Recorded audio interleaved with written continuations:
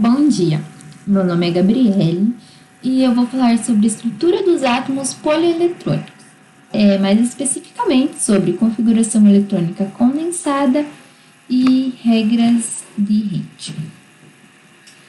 Então, relembrando alguns conceitos básicos, da estrutura atômica, como a camada de valência e o subnível mais energético, primeiramente a camada de valência. Então, ela é a última camada. Ou então podemos dizer que é a camada mais externa do átomo. O subnível mais energético é o último subnível. Então, a gente faz uma distribuição eletrônica completa, o subnível é o que é escrito por último. Ele é o mais energético. Então, a camada de valência ela também pode ser o maior número da distribuição. Então, por exemplo, aqui, o samário com seu número atômico 62, então quando é feita a distribuição, nós percebemos que existem umas letrinhas aqui. Essas letrinhas, elas são uns subnúmeros. E na frente dessas letrinhas, temos esses números maiores. E esses números se referem às camadas. Então, pelo fato de ter um número 1 ali, por exemplo, é a primeira camada. Então, é a camada K.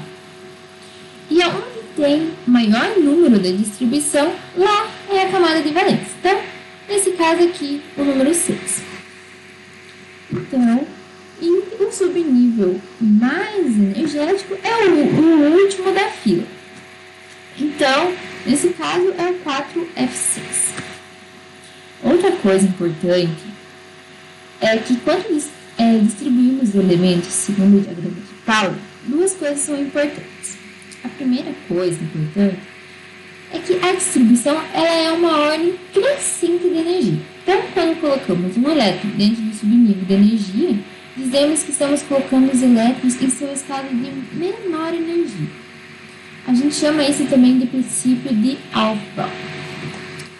Aqui, na configuração eletrônica condensada, parte da distribuição original ela é substituída por um átomo de gás nobre. Então, atualmente, nós temos 7 gases nobres. E eles são os mais estáveis que tem na tabela. Eles têm 8 elétrons na camada de valência, com exceção do hélio, que tem apenas 2. Mas isso, o fato deles terem a camada de valência completa, já torna eles os únicos estáveis da tabela periódica. Então, eles não precisam fazer ligações químicas para se estabilizar. Mas não é correto dizer que eles não fazem nenhuma ligação química.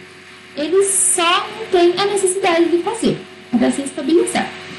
E como eles são estáveis, eles têm a camada de valência completa. Então, a gente usa eles para fazer as configurações eletrônicas. Aqui, temos a distribuição eletrônica dos três primeiros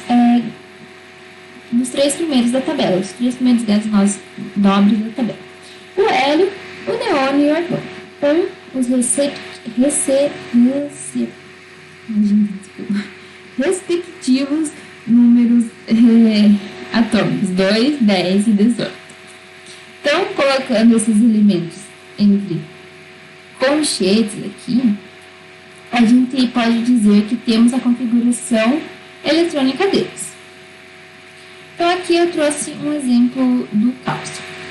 Então, ele tem o número atômico 20, fazendo a distribuição eletrônica dele, temos 1s2, 2s2, 2p6, 3s2, 3p6, 4s2. Como podemos notar, dentro da configuração eletrônica do cálcio, temos 1s2, que é igual à distribuição do hélio, que podemos substituir esse espaço da distribuição do cálcio pelo hélio. Então, eu tiro esse 1s2 do cálcio e coloco o hélio no lugar. Então, ficando desta forma. Usando agora para o neônio, podemos substituir 1s2, 2s2, 2p6. Então, ficando desta forma aqui. Usando também agora para o argônio, podemos substituir ainda mais. Pegando 1s2, 2s2, 2p6, 3s2, 3p6. Então, vai ficar dessa forma aqui, sobrando só o 4s2 para a gente escrever. Então, deu uma encurtada na distribuição. Porém, a gente não pode usar dois gases nobres na configuração eletrônica condensada. É usado sempre aquele que conseguimos substituir o maior número de elétrons. Então, aqui, trazendo o exemplo do início, do samário, nesse caso nós temos 62 elétrons. Na tabela periódica, nós temos o gás nobre xeônio, que é 54 o número atômico dele. Então, contando os elétrons, conseguimos substituir essa grande parte aqui em vermelho, ficando dessa forma aqui. Note que condensou bastante, a gente só escreveu 6S2 e 4F6. Então, agora vamos falar um pouco sobre a regra de Held. Lá em 1927, um físico alemão chamado Friedrich Hermann Held, e ele elaborou de uma forma empírica uma regra para os espectros atômicos. Então, essa regra ela também é chamada de princípio de máxima multiplicidade. Bom, sabendo que a natureza tem de se organizar de modo que assume o nível de energia mais baixo. Então, eu lembro sempre de uma frase que eu aprendi lá atrás, que diz: a natureza é preguiçosa. Ela sempre vai procurar se estabilizar no nível de energia mais baixo. Sempre vai gastar menos energia. Então, a gente tem que sempre preocupar que a estabilidade ela sempre vai ser o nível baixo de energia. Então, os elétrons eles teriam que ocupar orbitais com níveis de energia menores. Então, segundo Held, a configuração de menor energia é quando cada orbital degenerado possui apenas um elétron e os orbitais possuem o mesmo spin. Os orbitais degenerados eles são orbitais com o mesmo nível de energia.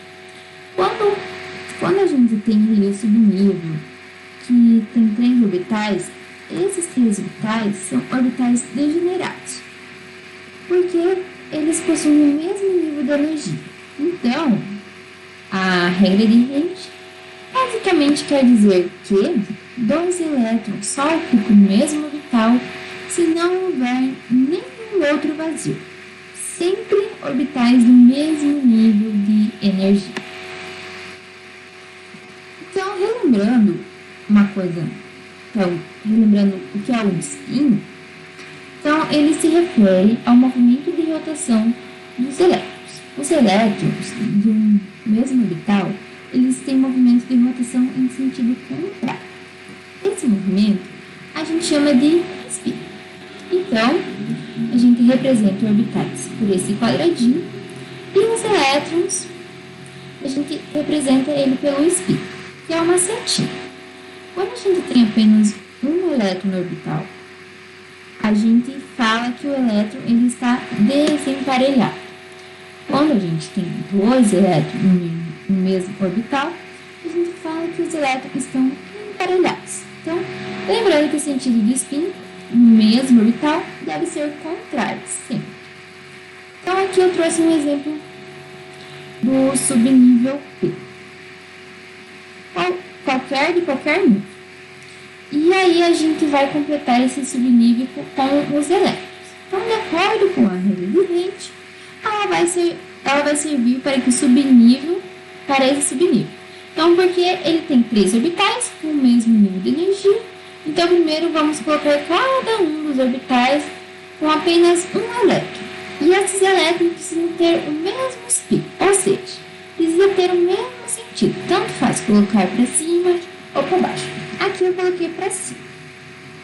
Então, coloquei o primeiro elétron no primeiro orbital. Então cada orbital comporta 2 elétrons no máximo. Mas a gente coloca o segundo elétron no segundo orbital, depois no terceiro. Depois de completar todos os orbitais, só aí voltamos a completar com o segundo elétron. Isso é o que a regra de Held nos diz. Então, aqui a gente vai completando os orbitais. Então, resumindo, para fazer a distribuição eletrônica de um orbital do mesmo nível de energia, a gente deve colocar um elétron em cada orbital, mantendo o mesmo spin. Quando todos os orbitais estiverem com apenas um elétron, a gente vai ir completando os orbitais com o segundo elétron, de acordo com a necessidade. E esse segundo elétron no spin deve ser ao contrário dos spins já presentes.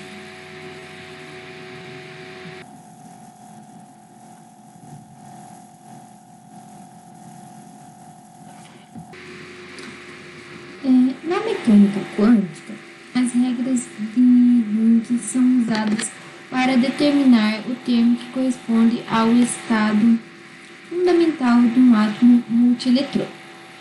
As três regras são: a primeira, para uma determinada configuração eletrônica, o termo com maior multiplicidade possui energia mais baixa.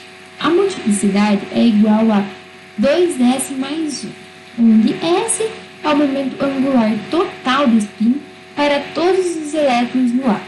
Portanto, o termo com menor energia é o termo com o S máximo. A segunda diz que, para uma determinada multiplicidade, o termo com maior valor do número quântico do momento angular orbital total L tem energia mais baixa.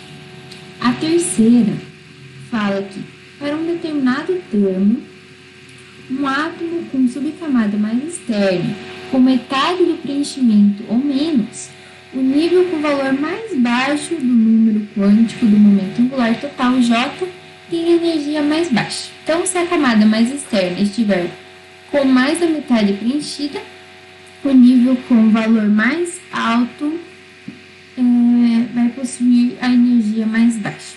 Então, essas regras especificam de maneira simples qual termo inclui o estado fundamental. A primeira regra é especialmente importante em química, onde muitas vezes ela é referida simplesmente como a regra de Higgs. Então, usando essas regras, um átomo polieletrônico, os diferentes níveis correspondendo à configuração fundamental podem ser arrumados na ordem correta, de acordo com sua configuração, sem análises detalhadas das interações magnéticas e eletrostáticas. Então, aqui nós vamos discutir um pouco sobre o boro, que com seu número atômico 5, cuja distribuição eletrônica fundamental é 1s2, 2s2 e 2p1.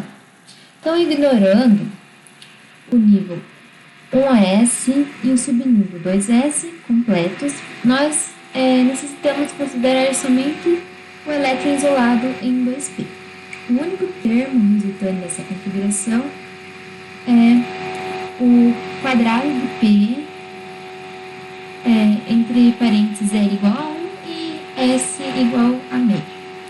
Os níveis e o estado relacionado a esse termo são mostrados nessa figura.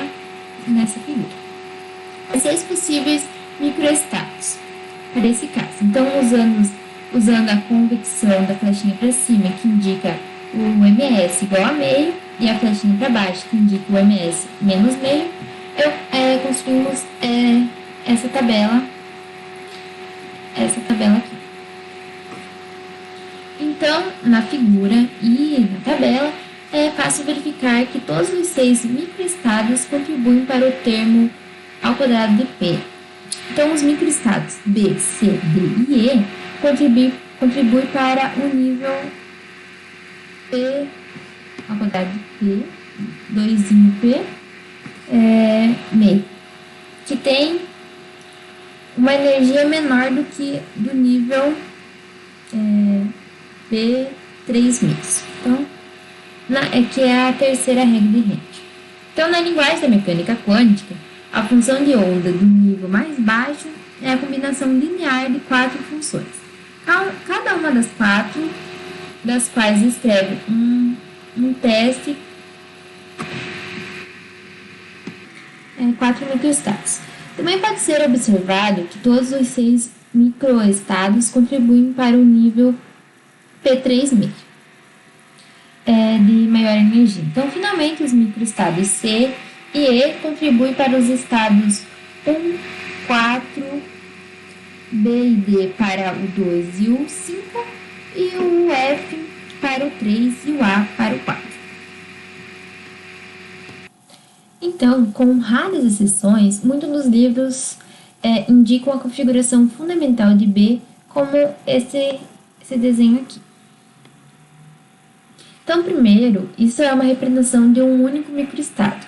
Então, na tabela A, do microestado como na tabela A, e não de configuração como definido na tabela 1. Segundo esses, não é um único microestado que contribui para o 2P.